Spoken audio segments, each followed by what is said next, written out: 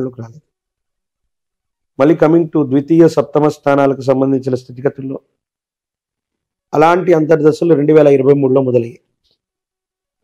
కొన్ని చిన్న చిన్న ఇబ్బందులు వెంటనే అధికారంలోకి రావటానికి ఆయన మేధస్సు, శరీరం, ఆరోగ్యం సహకరించలేకపోవటం. 2028 నేను మళ్ళీ చెప్తున్నాను, 2028వ సంవత్సరం ప్రారంభానికి అటు ఇటుగా మాన్యశ్రీ మాజీ ముఖ్యమంత్రి వర్యులు శ్రీ నారా చంద్రబాబు నాయుడు గారి యొక్క జాతకంలో ఇబ్బంది కలిగించేటువంటి దశలు ఉన్నాయి. ఆరోగ్యపరంగా కానీ, మరణ సమానమైనటువంటి కష్టాలు కానీ, తీవ్రమైనటువంటి ఇబ్బంది కలిగించేటువంటి గ్రహగతులు 2028 ప్రారంభంలో ఆయనకు సంబంధించిన వ్యక్తిగతమైనటువంటి జాతకం, నాకు తెలిసినటువంటి ప్రశ్నాశాస్త్రాన్ని సంయుక్తం చేసుకుంటే ఇప్పటికే ఆయనకు సంబంధించిన కొన్ని విషయాల్ని భవిష్యత్తుకు సంబంధించి నేను ప్రిడిక్ట్ చేసి చెప్పడం జరిగింది. మళ్ళీ కూడా చెప్తున్నాను, ఈ ఉభయ తెలుగు రాష్ట్రాల్లో ఈ హైదరాబాద్లో సైబరాబాద్ సిటీ ఉంది అంటే, అత్యాధునిక సాంకేతిక పరిజ్ఞానం మన భాగ్యనగరంలో ఉంది అంటే ఒక గొప్ప అడ్మినిస్ట్రేటర్. ఆంధ్రప్రదేశ్ రాష్ట్రంలో అమరావతి రావాలన్నా, దేశం మొత్తం గర్వించదగినటువంటి రాజధాని నగరం ఉండాలన్నా అలాంటి గొప్ప వ్యక్తి అధికారంలోకి రావాలి. కానీ వారికి సంబంధించినటువంటి వ్యక్తిగతమైనటువంటి జాతకంలో ఉన్న ఇబ్బందులు, గోచార పరిస్థితులు, కొన్ని ఇతర కారణాలు, దేశ కాలమాన పరిస్థితులను బట్టి విశేషవంతమైనటువంటి జనాకర్షణ కలిగి ఉన్నా కూడా చివరి నిమిషంలో ఏదైనా ఇబ్బంది కలిగే అవకాశం ఉంది. అలాంటి వ్యక్తి అధికారంలోకి రావాలని మనమందరం కూడా సామాన్యమైనటువంటి ప్రజానికంగా మనం కోరుకోవాలి తప్ప వారి జాతకాన్ని అనుసరించి చూస్తే మాత్రం కొంచెం ఇబ్బంది ఉంది. ఇక లోకేష్ గారు వారి యొక్క జన్మ నక్షత్రాన్ని, జన్మరాశిని, గోచార పరిస్థితుల్ని అనుసరించి చూస్తే మాత్రం చంద్రబాబు నాయుడు గారి యొక్క భవిష్యత్ రాజకీయాలకు ఖచ్చితంగా వారసులవుతారు. ఈ 5 ఏళ్లలోనే ఒక అస్థిరమైనటువంటి ప్రభుత్వం ఏర్పడితే గనక సమర్థవంతంగా ఆ దేశ రాష్ట్ర పరిస్థితులన్నింటినీ కూడా హ్యాండిల్ చేయగలుగుతారు. పార్టీ మొత్తాన్ని కూడా అధ్యక్ష స్థానంలో ఉండి నడిపించగలిగినటువంటి సమర్థతే కాదు, వారి తండ్రి గారికి సంబంధించినటువంటి యోగాలు నాటిది భవిష్యత్తులో ఉన్నాయి. ఇప్పటికిప్పుడు ముఖ్యమంత్రి అవుతారని చెప్పాలి. Okay, right. జూనియర్ ఎన్టీఆర్ కి సంబంధించి చాలా వార్తలు వస్తూ ఉంటాయి కదా, మీ ప్రెడిక్షన్స్ ఏంటి? అంటే జూనియర్ ఎన్టీఆర్ గారు వస్తే టీడీపీకి పునర్వైభవం వస్తుందని, ఆయన రావాలని, రాకూడదని రకరకాల మాటలు వినిపిస్తూ ఉంటాయి. మీరేం చెప్తూ ఉంటారు? ఎన్టీఆర్ గారి తర్వాత ఆ ముఖ కవలికలు, ఆ మాట్లాడేటువంటి ఆ వక్తృత్వ భావన, ఆ శైలి చూస్తే ఎవరికైనా పెద్ద ఆయన చూసినటువంటి అనుభూతి అన్నటువంటిది కలుగుతుంది. వారు రావటం వల్ల టీడీపీకి అన్నటువంటిది మేలైతే ఖచ్చితంగా జరిగి ఉండేది, జరిగేది. కానీ కేవలం జూనియర్ ఎన్టీఆర్ గారి వాళ్ళ మాత్రమే, అంటే ఆయన మాత్రం వస్తేనే టీడీపీ అధికారంలోకి వస్తుంది అన్నటువంటి మాట మాత్రం దాన్ని నేను ఒప్పుకోను. 2009లో స్టార్ క్యాంపెయినర్గా జూనియర్ ఎన్టీఆర్ మొత్తం మన ఉభయ తెలుగు రాష్ట్రాలు తిరిగారు. మధ్యలో ఆయనకు ప్రమాదం జరిగితే కూడా హాస్పిటల్ నుంచి ఆయన క్యాంపెయినింగ్ చేశారు. మరి 2009లో టీడీపీ కానీ, మహాకూటమి కానీ అధికారంలోకి రాలేదు. ఎన్టీఆర్ ఉంటే బాగుండు అనేటువంటి అభిమానులు ఉన్నారు. కానీ అటువంటి జనాకర్షణ, విశేషవంతమైనటువంటి అభిమానులు సంపాదించుకున్నటువంటి పవన్ కళ్యాణ్ గారు ఒక సభకు వచ్చినా, ఎన్టీఆర్ గారు ఒక సభకు వచ్చినా లక్షలాది మంది జనాలు వస్తారు. కానీ కాన్స్టిట్యున్సీలో వీళ్ళకి ఓట్లు ఉండవు. నల్గొండలో ఓ ప్రోగ్రాం పెడితే ఆంధ్రప్రదేశ్ నుంచి, తెలంగాణ నుంచి లక్షలాది మంది అభిమానులు రావచ్చు. ఆ వచ్చినటువంటి లక్షలాది మంది అభిమానులకి వీళ్ళు పోటీ చేసేటువంటి కాన్స్టిట్యున్సీల్లో వాళ్ళకి లేకపోవచ్చు.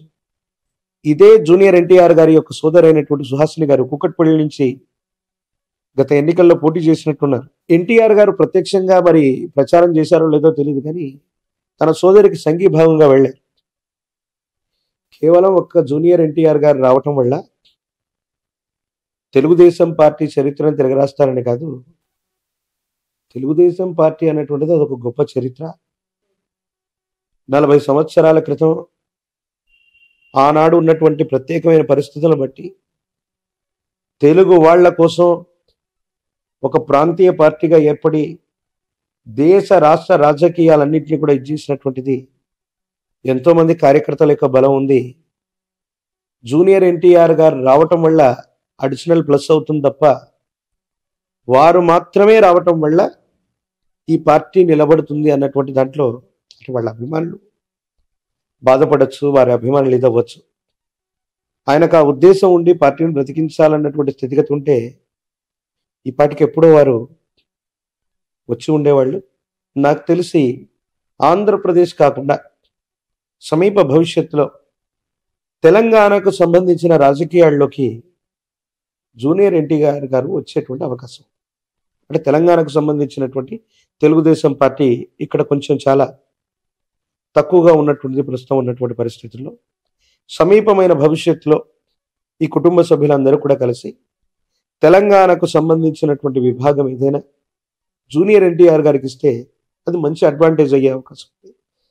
తప్పనిసరిగా ఒక మంచి రాజకీయ నాయకుడిగా ఆయన రాణించగలిగినటువంటి యోగ్యత, ఆ పరిపక్వమైనటువంటి గుణాలు ఉన్నాయి. ఇది ఏపీ లేదా ఉభయ తెలుగు రాష్ట్రాలు మొత్తం జరగకపోవచ్చు, తెలంగాణ రాజకీయాల్లో క్రియాశీలకంగా ఉండేటువంటి అవకాశం అది కూడా ఇప్పుడు అని చెప్పలేం, సమీప భవిష్యత్తులో జరిగితే జరగచ్చు. రైట్. ఇక్కడ బీఆర్ఎస్ పరిస్థితి ఏంటి? కేసీఆర్ గారి ఆరోగ్యం కావచ్చు, కేటీఆర్ గారి లీడర్షిప్ అవ్వచ్చు, ఇకపై ఆశ్లేష నక్షత్రం, కర్కాటక రాశి, అష్టమ శని ప్రభావం ఒకటి కేసీఆర్ గారి యొక్క జాతకంలో ఉంది. గురు సంబంధమైనటువంటి బలం తక్కువగా ఉంది. ఆరోగ్యం, వ్యక్తిగతమైన జీవితం, భద్రతాపరమైనటువంటి విషయాలు, వీటిలో కొన్ని ఇబ్బందులు వచ్చేటువంటి అవకాశం ఉంది. ఇప్పటికే వారికి ఎముకలకు సంబంధించినటువంటి సర్జరీ కూడా ఏదో జరిగినట్టుగా. కేటీఆర్ గారు మృగశిర నక్షత్రం, సమీపమైనటువంటి భవిష్యత్తులో వారసత్వ రాజకీయాల్లో ఒక వ్యక్తి యొక్క పేరును నిర్ణయించగలిగితే బీఆర్ఎస్ భారత రాష్ట్ర సమితి మనుగడ అన్నటువంటిది బాగానే ఉంటుంది. కానీ కేసీఆర్ గారి యొక్క జాతకంలో మళ్ళీ ఆయన నేతృత్వంలోని బీఆర్ఎస్ ముఖ్యమంత్రి లేదా మళ్ళీ మూడోసారి ఆయన అధికారంలోకి వచ్చేటువంటి స్థితిగతులు ఆయన జాతకంలో ఖచ్చితంగా మళ్ళీ అవకాశాలు ఉన్నాయి. అంటే వచ్చే 5 ఏళ్లలో అని చెప్పలేం. ప్రస్తుతానికి రేవంత్ రెడ్డి గారి యొక్క నేతృత్వంలోని ఈ ప్రజాస్వామ్య వ్యవస్థలో సుస్థిరమైన ప్రభుత్వం ఉండాలని మనం కోరుకుందాం. కానీ ఏదైనా కారణాల వల్ల కేసీఆర్ గారి యొక్క నేతృత్వంలోని బీఆర్ఎస్ కానీ, కేటీఆర్ గారి యొక్క నేతృత్వంలోని బీఆర్ఎస్ కానీ ఈ 5 సంవత్సరాల్లో మళ్ళీ ఏదైనా అటువంటి అవకాశాన్ని చేజెక్కించుకునే అవకాశం ఉంది. అలాగే ఇదే కుటుంబానికి సంబంధించిన హరీష్ గారి యొక్క నేతృత్వంలో, హరీష్ రావు గారు, నాట్ ఓన్లీ బీఆర్ఎస్, ఆయన ఖచ్చితంగా తన జీవిత కాలంలో ముఖ్యమంత్రి పదవి అధిరోహించగలిగినటువంటి సంభావ్యత వారి జాతకంలో ఉంది. హరీష్ రావు గారు అంటే కేసీఆర్ గారి యొక్క కుటుంబం నుంచి 1 నుంచి 3 ముఖ్యమంత్రుల్ని, అంటే కేసీఆర్ గారు ఆల్రెడీ ముఖ్యమంత్రి అయ్యారు, మరో 1 లేదా 2 ముఖ్యమంత్రులు ఆ కుటుంబం నుంచి రాబోతున్నారు. బీఆర్ఎస్ భవితవ్యానికి ఎటువంటి ఇబ్బంది లేదు. టీఆర్ఎస్ బీఆర్ఎస్ గా మారిందనో, బీఆర్ఎస్ టీఆర్ఎస్ గా మారిందనో ఇది జరుగుతుందని చాలా మంది మాట్లాడుకుంటారు, అది వేరే సంగతి. హరీష్ రావు గారు, కేటీఆర్ గారు భవిష్యత్తులో ముఖ్యమంత్రి స్థానాన్ని అధిష్ఠించగలిగిన స్థితిగతుల్లో ఉన్నారు. కానీ హరీష్ రావు గారు బీఆర్ఎస్ నుంచే ముఖ్యమంత్రి అవుతారని నేను చెప్పాను. ఓకే. అంటే ఆ పార్టీ నుంచి బయటకు వచ్చే అవకాశం ఉందంటారు. దేశ కాలమాన పరిస్థితులను బట్టి, అప్పుడున్న అవకాశాన్ని బట్టి బాంబు పేల్చారు ఇప్పుడు మీరు. యాక్చువల్లీ బీఆర్ఎస్ ముఖ్యమంత్రి అవుతారు కానీ బీఆర్ఎస్ నుంచి కారు అని. అది ఎందుకని అనవలసి వచ్చిందంటే, కేసీఆర్ గారు భవిష్యత్తు వారసుడిగా కేటీఆర్ నే ప్రకటిస్తారు. ప్రస్తుతానికి ప్రధాన కార్యదర్శి అవ్వచ్చు, లేకపోతే అధ్యక్షుడి తర్వాత సమితి స్థానంలో కేటీఆర్ గారే ఉన్నారు. ఎవరైనా ముఖ్యమంత్రి అవ్వాలి అంటే పార్టీ నిర్ణయ ప్రకారంగా అధ్యక్ష స్థానంలో ఒక వ్యక్తిని ఎన్నుకోవాలి. అది శాసనసభకు అధ్యక్షుడు, లేదా పార్టీ ఎమ్మెల్యేలన్నీ కలిసి ఆ అవకాశం హరీష్ రావు గారికి వచ్చే అవకాశం ఉంటుందని నేను అనుకో.